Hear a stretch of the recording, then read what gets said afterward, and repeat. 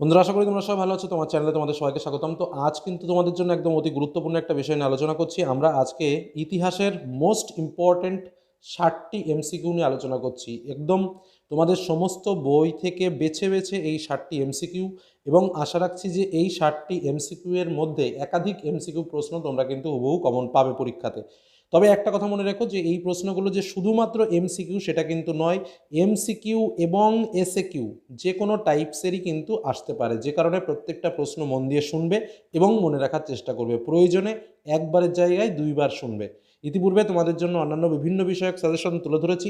আজ কিন্তু একদম এমসিকিউ এর শেষ মুহূর্তে সাজেশন তোমাদের সামনে তুলে ধরছি। এ কটা কিন্তু অবশ্যই অবশ্যই দেখে যেও। তো চলো আমরা আর সময় নষ্ট না করে আমরা মূল প্রসঙ্গে প্রবেশ করি। আমাদের আলোচনাটা একটু অন্যরকম হবে, আমরা অপশানও বলবো, তার সঙ্গে উত্তরটাও একটু জেনে যাব। তো প্রথম আমাদের যে প্রশ্ন, বরিয়া মজুমদার গবেষণা করতেন কি নিয়ে করেন?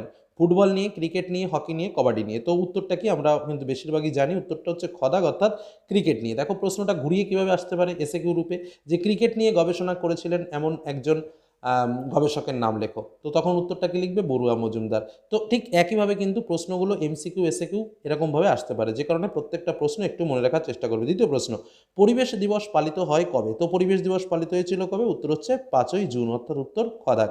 পরবর্তী প্রশ্ন, আলালের ঘরে দুলাল লেখেন কে? অপশানে কে কে রয়েছে? কালীপ্রসন্ন সিংহ, প্রসন্ন কুমার ঠাকুর, হরিনাথ মজুমদার আর প্যারাচাঁদ মিত্র। তো উত্তরটা কী হবে? আলালের ঘরে দুলাল কে লেখেন? আলালের ঘরে দুলাল হচ্ছে প্যারিচাঁদ মিত্র রচনা, অর্থাৎ উত্তর হচ্ছে ঘদাগ। ঠিক আছে। পরবর্তী প্রশ্ন, নীলদর্পণ নাটকটি প্রথম অভিনীত হয় কোথায়? কলকাতায়, ঢাকায়, শ্রীরামপুরে নাকি রংপুরে? উত্তরটা কী হবে? খদাগ, ঢাকায়। পরবর্তী প্রশ্ন, কলকাতায় প্রথম হিন্দু বালিকা বিদ্যালয় প্রতিষ্ঠিত হয় কত খ্রিস্টাব্দে? প্রথম হিন্দু বালিকা বিদ্যালয় কলকাতায় 1848, 1849, 1850, 1852। তো উত্তরটা কী হচ্ছে? 1849 খ্রিস্টাব্দে প্রথম কলকাতায় হিন্দু বালিকা বিদ্যালয় প্রতিষ্ঠিত হয়। পরবর্তী কোশ্চেন, সুই মুন্ডা নেতৃত্ব দেন কোন বিদ্রোহের? একদম মানে খুবই সহজ প্রশ্ন, কিন্তু বেশিরভাগ ছাত্রছাত্রীরা এই প্রশ্নটা ভুল করে, কারণ মুন্ডা মানেই সবাই মনে করে মুন্ডা বিদ্রোহ। তো যাই হোক, সুই মুন্ডা কে নেতৃত্ব দিয়েছিলেন? কোল বিদ্রোহ, সাঁওতাল বিদ্রোহ, ভিল বিদ্রোহ, মুন্ডা বিদ্রোহ? কিন্তু মনে রাখবে উত্তরটা কিন্তু কোল বিদ্রোহ। মানে তোমরা যে ভুলটা স্বাভাবিকভাবে করো, যে মুন্ডা দেখেই মনে করো যে মুন্ডা বিদ্রোহ, কিন্তু না, সুই মুন্ডা কিন্তু কোল বিদ্রোহের নেতৃত্ব দিয়েছিলেন। পরবর্তী প্রশ্নে চলে আসি। 1878 খ্রিস্টাব্দে অরণ্য আইনে অরণ্যকে ভাগ করা হয় কটি ভাগে? 2টি, 4টি, 3টি, 5টি সেক্টরে কটি ভাগে ভাগ করা হয়? উত্তরটা কী হবে? আবারও প্রশ্নটা বুঝে নাও। আহ, অরণ্য আইনকে কয় ভাগে ভাগ করা যায়? 1878 খ্রিস্টাব্দের অরণ্য আইন অনুসারে কিন্তু, ঠিক আছে। এটা কিন্তু খুব সাবধান বিষয়। তো উত্তরটা কি? 3টি ভাগে ভাগ করা যায়। উত্তর হচ্ছে গদাগ। 1878 খ্রিস্টাব্দে অরণ্যকে 3টি ভাগে ভাগ করা হয়েছিল, অরণ্য আইনকে। পরবর্তী প্রশ্ন, হিন্দু মেলা প্রতিষ্ঠিত হয় কত সালে? 1867, 1875, 1876 নাকি 1870? হিন্দু মেলা কবে প্রতিষ্ঠিত হয়েছিল? উত্তর হচ্ছে 1867 খ্রিস্টাব্দে প্রতিষ্ঠিত হয়েছিল হিন্দু মেলা, অর্থাৎ উত্তর হচ্ছে কদাগ। পরবর্তী প্রশ্ন, প্রকাশ্যে মহাবিদ্রোহ শুরু হয় কোথায়?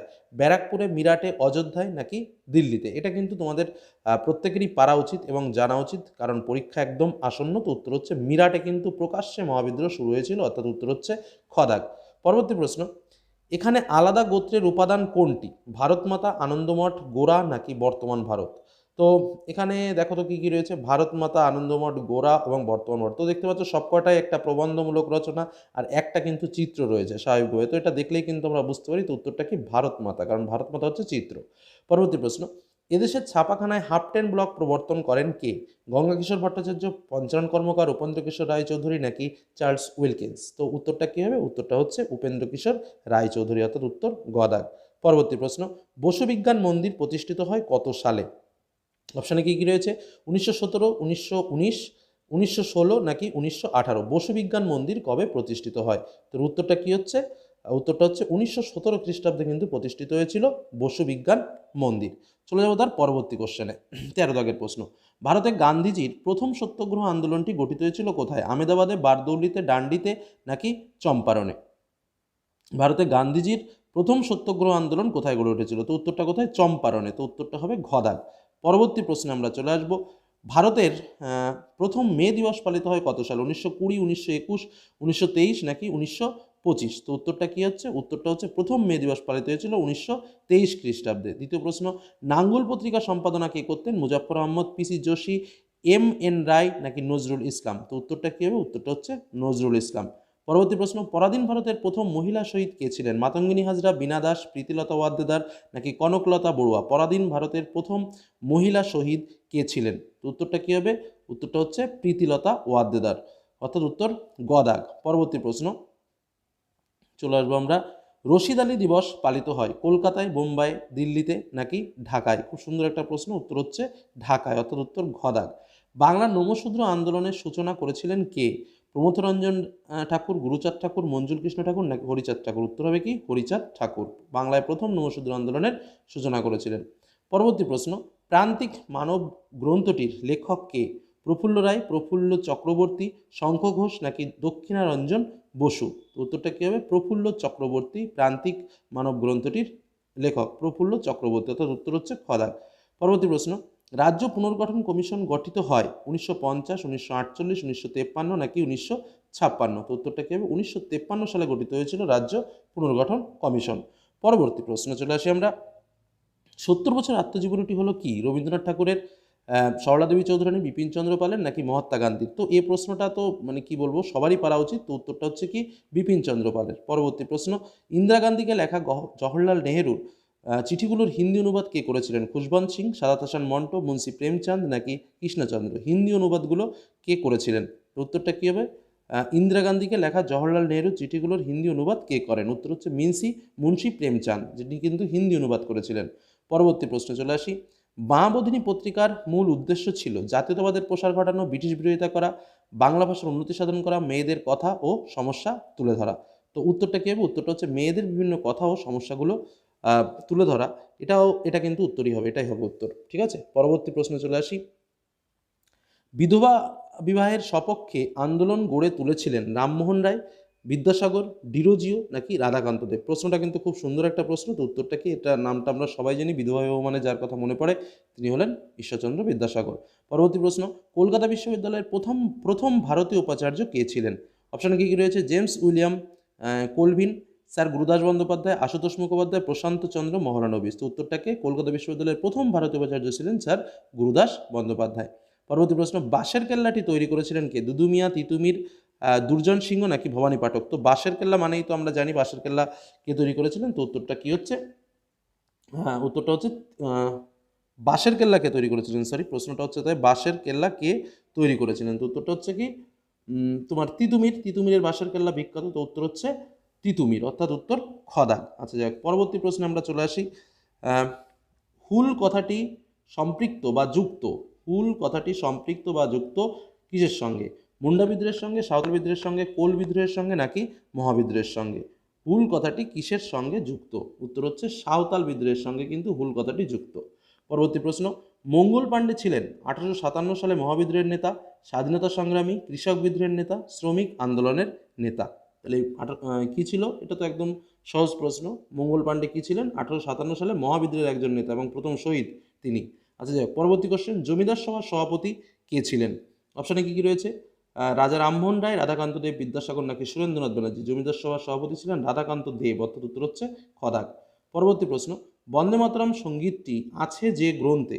বন্দে মাতরম সঙ্গীতটি কোন গ্রন্থে আছে? একদম সুন্দর একটা প্রশ্ন এবং খুবই সহজ টাইপেরই প্রশ্ন। গোরা, আনন্দমঠ, বর্তমান ভারত নাকি গীতাঞ্জলি? তো উত্তরটা কি? উত্তরটা হচ্ছে আনন্দমঠে। পরবর্তী প্রশ্ন, সন্দেশ পত্রিকা প্রথম প্রকাশ করেছিলেন কে? সন্দেশ পত্রিকা প্রথম কে প্রকাশ করেছিলেন? অপশানে কী কী রয়েছে? সুকুমার রায়, রবীন্দ্রনাথ ঠাকুর, উপেন্দ্র কিশোর রায়চৌধুরী? তো উত্তরটা কী হবে? আরেকটা হচ্ছে কাঙ্গাল হরিনাথ। তো যাই হোক, সন্দেশ পত্রিকার সম্পাদক ছিলেন উপেন্দ্র কিশোর রায়চৌধুরী, অর্থাৎ উত্তর হচ্ছে গ দাগের প্রশ্নটা, গ দাগের অপশানটা। পরবর্তী প্রশ্ন, বিশ্বভারতী প্রতিষ্ঠা করেন কে? জগদীশচন্দ্র বসু, রবীন্দ্রনাথ ঠাকুর, মহেন্দ্রলাল সরকার নাকি দেবেন্দ্রনাথ ঠাকুর? বিশ্বভারতী কে প্রতিষ্ঠা করেছিলেন? তো উত্তরটা কী হবে? উত্তরটা হচ্ছে আমার রবীন্দ্রনাথ ঠাকুর কিন্তু বিশ্বভারতী প্রতিষ্ঠা করেছিলেন, অর্থাৎ উত্তর হচ্ছে খ দাগ। পরবর্তী প্রশ্ন, বঙ্গভঙ্গ কার্যকর হয়েছিল 1905 খ্রিস্টাব্দের 1 অক্টোবর, 16 অক্টোবর, 20 অক্টোবর নাকি 30 অক্টোবর? তো উত্তরটা কী হবে?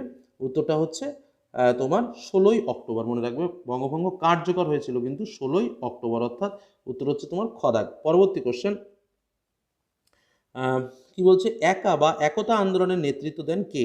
বল্লভভাই প্যাটেল, মাদারিপাসি, আল্লুরি সীতারাম রাজু নাকি লক্ষণ নায়েক? তো একা আন্দোলনের নেতৃত্ব কে দিয়েছিলেন? মাদারিপাসি, অর্থাৎ উত্তর হচ্ছে খ দাগ। পরবর্তী প্রশ্নে আমরা চলে আসি, এআইটিইউসি, ভেরি ইম্পর্টেন্ট একটা প্রশ্ন। এআইটিইউসি প্রতিষ্ঠিত হয়েছিল কত সালে? 1920, 1925, 1936 নাকি 1937? তো এআইটিইউসি প্রতিষ্ঠিত হয়েছিল 1920 সালে। পরবর্তী প্রশ্ন, বীরাষ্টমী ব্রত প্রচলন করে ভারতীয় বিপ্লবী মন্ত্রে দীক্ষিত করতে চেয়েছিলেন কে? অপশন রয়েছে বীণা দাস, লীলা রায়, সরলা দেবী চৌধুরানী নাকি কল্পনা দত্ত। তো উত্তরটা কী হবে? উত্তরটা হচ্ছে সরলা দেবী চৌধুরানী। এটা কিন্তু খুব ইম্পর্টেন্ট এবং খুবই আসার মতো প্রশ্ন। পরবর্তী প্রশ্ন, তাম্রলিপ্ত জাতীয় সরকার এর প্রধান নেতা কে ছিলেন? সতীশচন্দ্র সামন্ত, গণেশ ঘোষ, দীনেশ গুপ্ত নাকি বাঘা যতীন? এটাও কিন্তু খুব সুন্দর একটা প্রশ্ন এবং তাম্রলিপ্ত জাতীয় সরকার মানেই আমরা যার নামটা জানি সতীশচন্দ্র সামন্ত। পরবর্তী প্রশ্ন, সাম্প্রদায়িক বাটোয়ারা নীতি ঘোষণা করেছিলেন কে?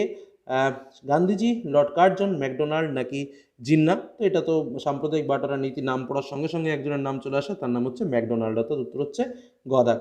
পরবর্তী প্রশ্ন, ভারতের লৌহ মানব কাকে বলা হয়? জওহরলাল নেহরু, বল্লভভাই প্যাটেল, গান্ধীজি নাকি সুভাষচন্দ্র বসু? উত্তর হচ্ছে বল্লভভাই প্যাটেলকে কিন্তু বলা হয় ভারতের লৌহ মানব। পরবর্তী প্রশ্ন, নেহেরু লিয়াকত চুক্তি স্বাক্ষরিত হয় কবে? 1947, 1950, 1952, 1964? তো স্বাভাবিকভাবে উত্তর হচ্ছে 1950 সালে নেহেরু লিয়াকত চুক্তি, অর্থাৎ উত্তর হচ্ছে খদাক। পরবর্তী প্রশ্নে আমরা চলে যাব, autobiography of an unknown Indian গ্রন্থটির রচয়িতাকে? অপশান রয়েছে কি কি? পণ্ডিত জওহরলাল নেহেরু, তারপরের অপশানে রয়েছে নীরজ চন্দ্র চৌধুরী, মাওলানা আবুল কালাম আজাদ নাকি মণিকুন্তলা সেন? এটা কি? Autobiography of an unknown Indian, ঠিক আছে? প্রশ্নটা হচ্ছে autobiography of an unknown Indian. তো এক্ষেত্রে আমাদের এই রচনাটা কে করেছিলেন? উত্তর হচ্ছে আমাদের নীরজ চন্দ্র চৌধুরী। এই প্রশ্নটা কিন্তু একটু সাবধানে পড়বে, কারণ খুব ইম্পর্টেন্ট একটা প্রশ্ন। আচ্ছা, পরবর্তী প্রশ্নে আমরা চলে আসি।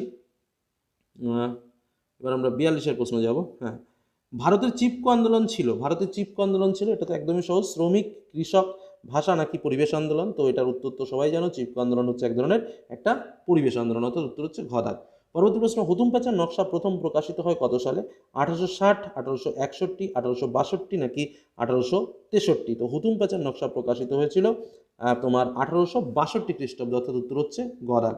পরবর্তী প্রশ্ন চলে আসি, প্রাচ্যের অক্সফোর্ড কাকে বলা হতো?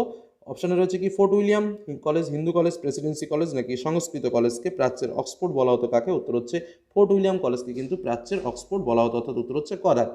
যতমত ততপথ এই বাণীটি কার? এটা তো একদমই সহজ প্রশ্ন, উত্তর হচ্ছে শ্রী শ্রী রামকৃষ্ণের। আমি আর পরের অপশানে গেলাম না। পরবর্তী প্রশ্ন, চুয়াড় বিদ্রোহ কোথায় সংগঠিত হয়েছিল? মেদিনীপুরে, দার্জিলিংয়ে, পশ্চিম দিনাজপুরে নাকি মুর্শিদাবাদে? তো এটাও কিন্তু খুব সুন্দর একটা প্রশ্ন। তো চুয়াড় মানেই মনে রাখবে যে মেদিনীপুরে কিন্তু চুয়াড় বিদ্রোহ হয়েছিল, অর্থাৎ উত্তর হচ্ছে কদাক, মেদিনীপুরে। পরবর্তী প্রশ্নে আমরা চলে আসি, বাংলার নানা সাহেব বলা হতো কাকে? অপশানে কি কি রয়েছে? হরিশ্চন্দ্র মুখোপাধ্যায়, রামরতন মল্লিক, দিগম্বর বিশ্বাস নাকি বিরসা মুন্ডা? তো রামরতন মল্লিককে কিন্তু বলা হতো বাংলার নানা সাহেব, অর্থাৎ উত্তর হচ্ছে খদাক।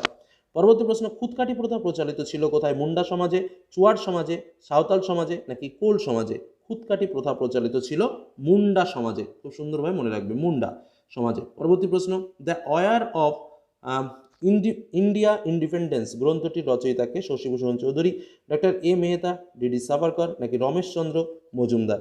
তো উত্তরটা হচ্ছে তোমার ভিডি সাভারকর, ঠিক আছে? সাভারকর কিন্তু এইটা লিখেছিল, এই গ্রন্থটা, the war of Indian independence. পরবর্তী প্রশ্নে আমরা চলে আসি, ভারত মাতা চিত্রটি আঁকেন কে? এটা একদমই সহজতম প্রশ্ন বলা যেতে পারে। অপশানে কি কি রয়েছে দেখো, রবীন্দ্রনাথ, নন্দলাল বসু, অবনীন্দ্রনাথ ঠাকুর নাকি গগনেন্দ্রনাথ ঠাকুর? তো উত্তরটা কি? উত্তরটা তোমরা কমেন্টেই জানাবে, কারণ এর থেকে সহজ কোশ্চেন আর পাওয়া যায় না। পরবর্তী কোশ্চেন আমরা চলে আসি, ভারতের গুটেনবার্গ নামে কে পরিচিত? চার্লস উইলকিন্স, পঞ্চানন কর্মকার, উইলিয়াম কেরি, অগাস্টাস হিকি? ভারতের গুটেনবার্গ নামে পরিচিত কে? চার্লস উইলকিন্স, পঞ্চানন কর্মকার, উইলিয়াম কেরি নাকি অগাস্টাস হিকি? তো স্বাভাবিকভাবে এই প্রশ্নটাও কিন্তু খুব সুন্দর, ভারতের গুটেনবার্গ কাকে বলা হয়? তো উত্তরটা হচ্ছে চার্লস উইলকিন্স, অর্থাৎ উত্তর হচ্ছে আমাদের কদাক। পরবর্তী প্রশ্নে আমরা চলে আসি, বসু বিজ্ঞান মন্দির প্রতিষ্ঠিত হয় কত সালে? অপশনে রয়েছে 1915, 1916, 1917 নাকি 1918? বসু বিজ্ঞান মন্দির প্রতিষ্ঠিত হয়েছিল, উত্তর হবে তোমার 1917 খ্রিস্টাব্দে প্রতিষ্ঠিত হয়েছিল বসু বিজ্ঞান মন্দির। পরবর্তী প্রশ্ন, বারদৌলি সত্যগ্রহের নেতা কে ছিলেন? স্বামী বিবেকানন্দ, এন.জি. রঙ্গ, রামকৃষ্ণ নাকি বল্লভভাই প্যাটেল? তো স্বাভাবিকভাবে উত্তর হচ্ছে বল্লভভাই প্যাটেল, তিনি কিন্তু বারদৌলি সত্যগ্রহের একজন নেতা ছিলেন।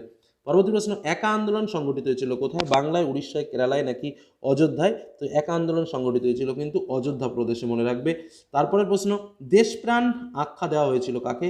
বীরেন্দ্রনাথ শাসমল, চিত্তরঞ্জন দাস, সুভাষচন্দ্র বসু নাকি শ্যামাপ্রসাদ মুখার্জি? তো দেশপ্রাণ আখ্যা দেওয়া হয়েছিল বীরেন্দ্রনাথ শাসমলকে, অর্থাৎ উত্তর হচ্ছে ক দাগ। পরবর্তী প্রশ্ন, সখী সমিতি প্রতিষ্ঠা করেছিলেন কে? সরলা দেবী চৌধুরানী, কাদম্বিনী বসু, তারপর কুমুদিনী বসু, তারপর হচ্ছে স্বর্ণকুমারী দেবী নাকি কাদম্বিনী দেবী? তো সখী সমিতি কে প্রতিষ্ঠা করেছিল? সখী সমিতি কিন্তু প্রতিষ্ঠা করেছিল স্বর্ণকুমারী দেবী, রবীন্দ্রনাথের ভাগ্নি, ঠিক আছে? স্বর্ণকুমারী দেবী কিন্তু সখী সমিতি প্রতিষ্ঠা করেছিলেন। পরবর্তী প্রশ্ন, নারী কর্মমন্দির প্রতিষ্ঠা করেছিলেন কে? উর্মিলা দেবী, বাসন্তী দেবী, কল্পনা দত্ত নাকি তোমার লীলা রায়নাগ? অর্থাৎ নারী কর্মমন্দির প্রতিষ্ঠা করেছিলেন উর্মিলা দেবী, আর বেশি দূর গিয়ে লাভ নেই। তো নারী কর্মমন্দিরকে প্রতিষ্ঠা করেছিলেন উর্মিলা দেবী। পরবর্তী প্রশ্ন, ক্ষুদিরামের ফাঁসি হয়, খুব সুন্দর একটা প্রশ্ন, ক্ষুদিরামের ফাঁসি হয় কত সালে? 1905, 1906, 1907 নাকি 1908? মনে রাখবে ক্ষুদিরামের ফাঁসি হয়েছিল 1908 খ্রিস্টাব্দে, অর্থাৎ উত্তর হচ্ছে ঘ দাগ। গোয়া ভারতভুক্ত হয়েছিল কবে? 1960, 1960, 1961, 1962 নাকি 1963? উত্তর হচ্ছে গোয়া ভারতভুক্ত হয়েছিল তোমার 1961 খ্রিস্টাব্দে, অর্থাৎ উত্তর হচ্ছে খ দাগ। এবং লাস্ট আমাদের আজকের আলোচনার লাস্ট প্রশ্ন, উদ্বাস্তুদের জীবন সংক্রান্ত মার্জিনাল ম্যান বা প্রান্তিক মানব গ্রন্থটির রচয়িতাকে? একটু আগেও কিন্তু আমি প্রশ্নটা তোমাদের দিয়েছিলাম। প্রফুল্ল চক্রবর্তী, অমলেশ ত্রিপাঠী, জওহরলাল নেহরু, রবীন্দ্রনাথ ঠাকুর। তো মার্জিনাল মানব বা প্রান্তিক মানব গ্রন্থটির রচয়িতা ছিলেন প্রফুল্ল কুমার চক্রবর্তী। তো উত্তর হচ্ছে ক দাগ। তো এই আমাদের মোস্ট ইম্পর্টেন্ট যে 60টি প্রশ্ন, সেই 60টি প্রশ্ন তোমাদের সামনে শেয়ার করলাম, খুবই কাজে লাগবে। আর একটা এসে কিউ বান্স খুব তাড়াতাড়ি বের হবে, যাদের দরকার তারা কিন্তু অবশ্যই চ্যানেলের সঙ্গে থেকো। চ্যানেলে বিভিন্ন ইম্পর্টেন্ট তথ্য, বিভিন্ন টিপস ইতিপূর্বে তোমাদের সামনে শেয়ার করেছি, সেগুলো অবশ্যই জেনে রেখো। আর প্রশ্নগুলো খুব ভালো করে রেডি করো, প্রয়োজনে একবারের জায়গায় দুবার শোনো, অবশ্যই কাজে লাগবে। তো আজকের মধ্যে এখানে শেষ করছি। ভালো থেকো, সুস্থ থেকো, সাবধানে থেকো। ধন্যবাদ।